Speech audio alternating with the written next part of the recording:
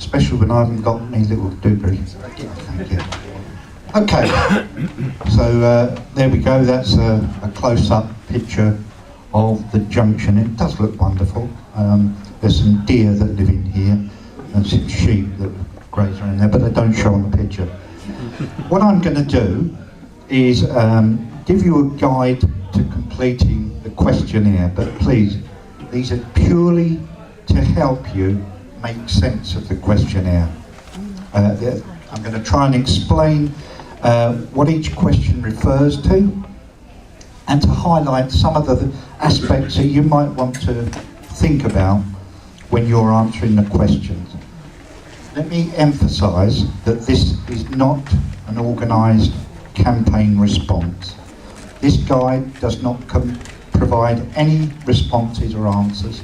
That's got to be down to you. You can support or you can oppose the Lower Thames crossing. It's your decision. Or you can comment on parts of it. This guide that I'm going to go through doesn't cover all of the questions, and it really only refers to issues on this side of the river. You don't have to answer all the questions. If you've got something you want to say, then by all means say it. But if you've got nothing to say, say nothing. That would be my view. But if there is anything about this proposal that you want to see changed, you want to challenge, you want to see improved, this is your chance to tell them. Don't waste it.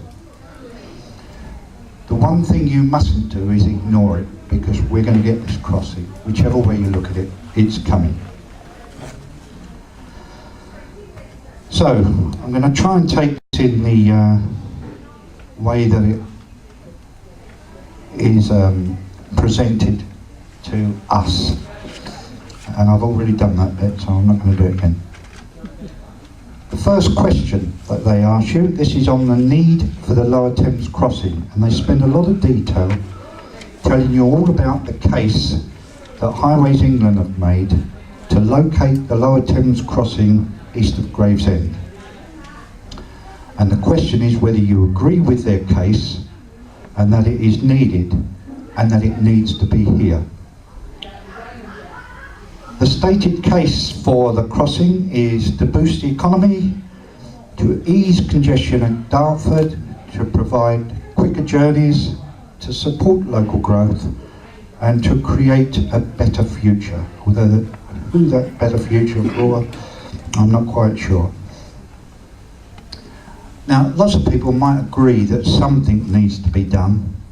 We know that the Dartford crossing is not fit for purpose. It's subject to repeated frequent incidents and delays and disruption. So you might agree that a new crossing is needed, but you might agree that you need a new crossing but you don't want it here. But just make no mistake, they're not asking you whether you agree that there's a case for a new crossing somewhere on the river. They're asking you if you agree with their case to put the Lower Thames crossing east of Gravesend. So when you start thinking about that question, I'm just trying to think of some things that you might want to ask yourself. And one of the things you might ask yourself, do you think we would need another crossing if they sorted out the problems at Dartford? Is locating the Lower Thames crossing east of Gravesend, is that the best solution to relieve traffic and congestion at Dartford and the M25? Would a new Lower Thames crossing just generate additional traffic and create more problems? All the sort of questions you need to think about. Do you want to promote growth and development in your local area? Is it acceptable for Highways England to seek to reduce the noise and pollution at Dartford by spreading it to other people down here?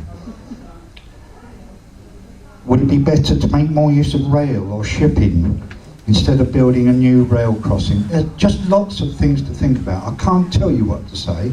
I'm just saying these are the things you might want to think about. And the first question, 1A, is do you agree or disagree that the Lower Thames crossing is needed. And by that they mean needed here. So, once you've answered that question, they're going to give you a box. And that box is so that you can tell them the reasons why you've given the answer that you gave. Now, of course, you might just simply agree that, yes, we need a new Lower Thames crossing and we need it here. But that's fine, you can agree that. You might agree that we need a new Lower Thames crossing, but you don't want it here. Just bear in mind, if you agree, they will present that as the majority of respondents agreed with that case for the Lower Thames crossing east of Gravesend. So if you don't think it should be east of Gravesend, you should disagree and then go on to state your reasons. You'll have more opportunity to comment on the location in question 2. Others might just disagree that there's a crossing needed at all. Or you might decide that you don't know, or you're undecided. It's up to you. You can do what you like, but please, it's your decision, but give your reasons.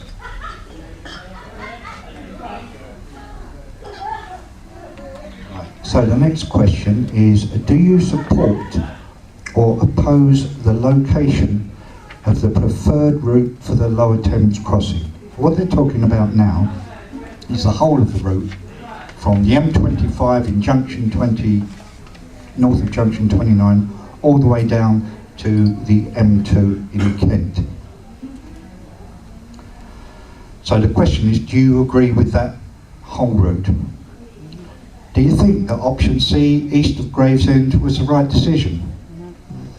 Some of you might remember that in the last consultation we were only ever offered a choice of routes east of Gravesend.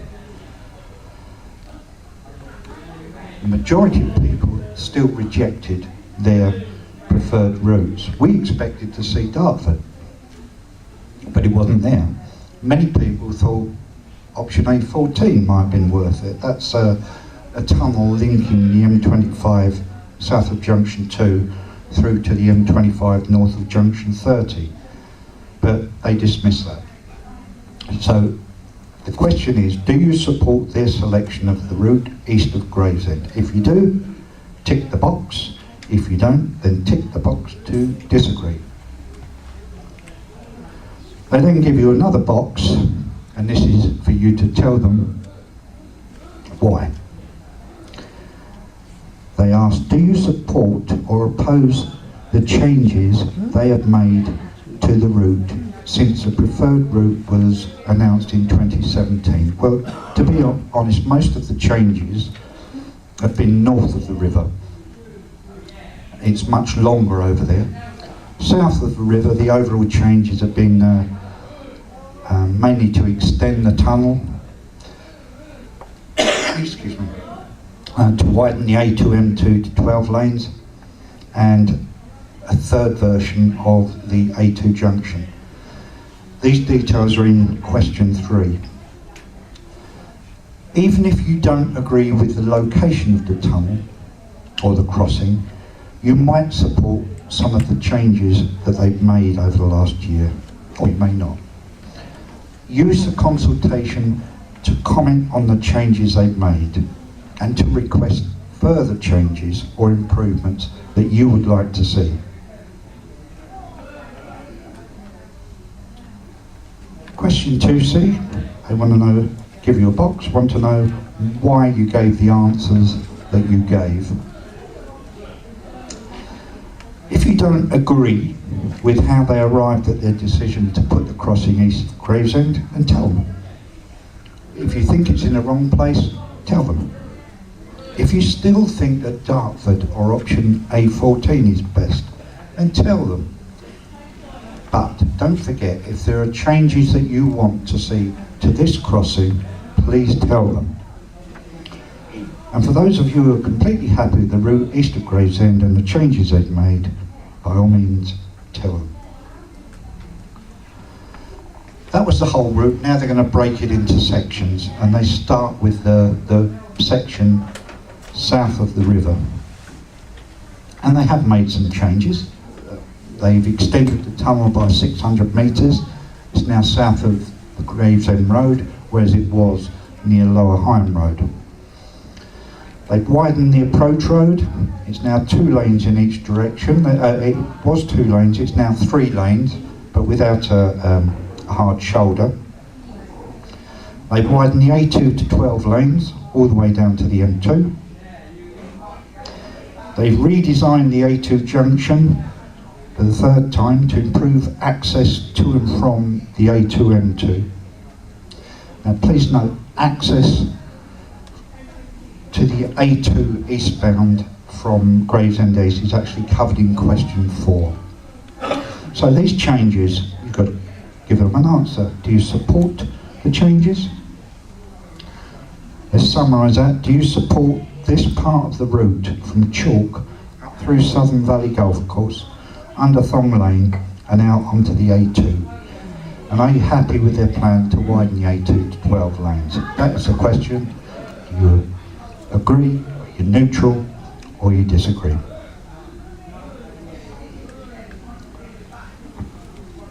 Then they give you a box, and this box is to explain your reasons.